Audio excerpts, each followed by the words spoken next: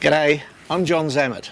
You know, in the past decade, trawler-style boats have really come to the fore as more and more empty nesters head off on that great Australian dream of cruising the Australian coastline. And one brand that's right up there is Clipper. And today I'm talking to Brett Thurley, the man behind the brand.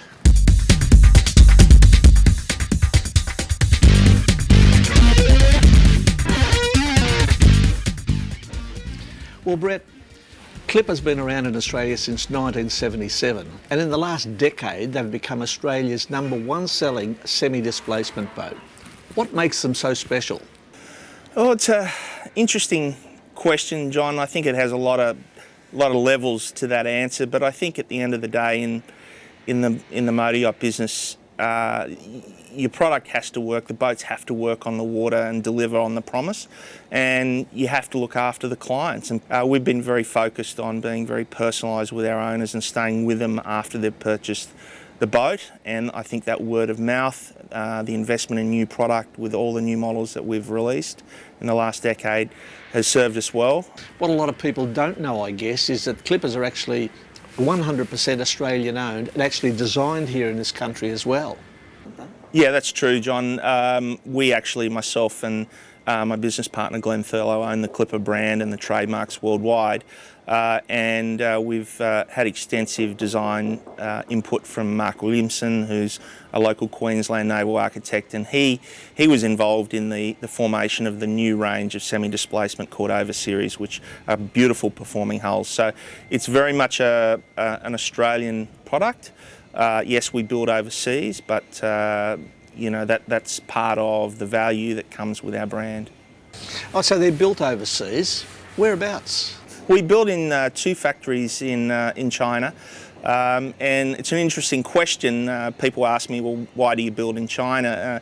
This specific type of boat, a semi-displacement trawler, has always been built in Asia, and it's actually a hotbed for that style of boat. But we have 2 Western boat builders that are in the yard permanently. I'm up there about 7 times a year checking on all the boats in build.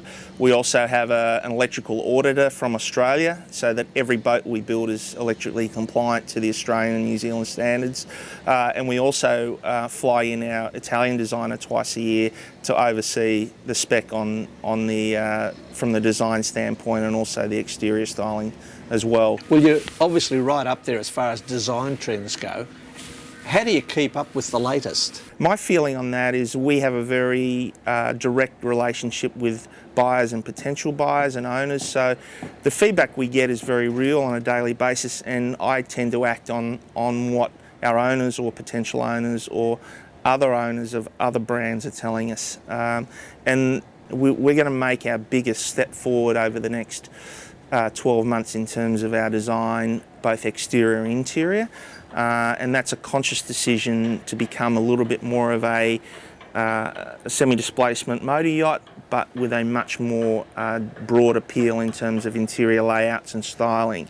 We'll never walk away from our traditional roots, which is shaft drive, keeled hull, walk around decks, fiberglass stairs to the fly bridge, and having, you know, amazing economy and range. But we do want to make the boats have the option to have a very, very modern open interior, like an Australian or New Zealand house would be for entertaining and for cruising. Well, that explains Clipper, obviously, but you also handle Hudson Bay, Explorer and Cordova.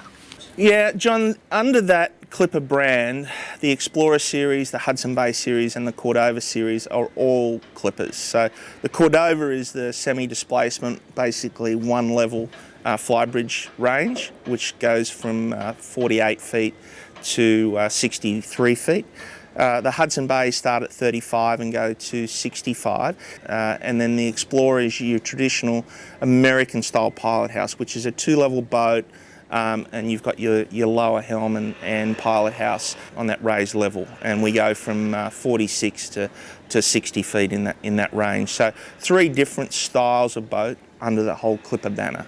Well, Brett, thank you very much for that. That's a great Australian story. Thanks very much for the time today, John, to tell our story. Well, folks, that's it till next time. This is John Zammit, and this is Shipmate TV.